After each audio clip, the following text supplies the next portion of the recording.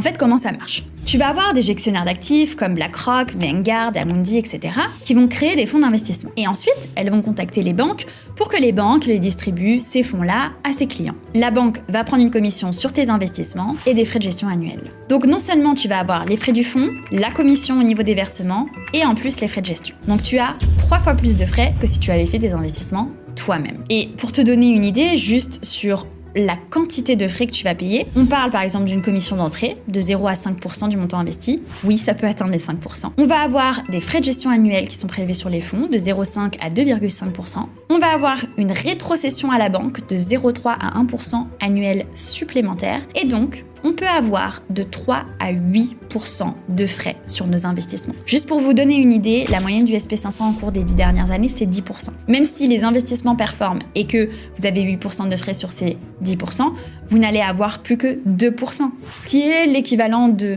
la performance du livret A. Donc, vraiment, faites très attention à ça, parce que ça peut littéralement tuer la rentabilité et votre enrichissement. Et juste pour te donner une idée, j'ai fait un calcul avec des chiffres. Si on investit 10 000 € sur un fonds via une banque qui a 3% de frais d'entrée, des frais de gestion de 2%, soit 200 €, eh bien, ça fait un total de frais de 500 €, soit 5% sur notre capital la première année. Que si tu passes par exemple par une plateforme en ligne qui a 0 frais d'entrée et juste les frais de gestion de l'ETF de 0,1 à 0,5%, eh bien ici tu as fait une économie de 90% sur tes frais et surtout mais t'as pas du tout payé 500 €, mais plutôt 50 € et moins.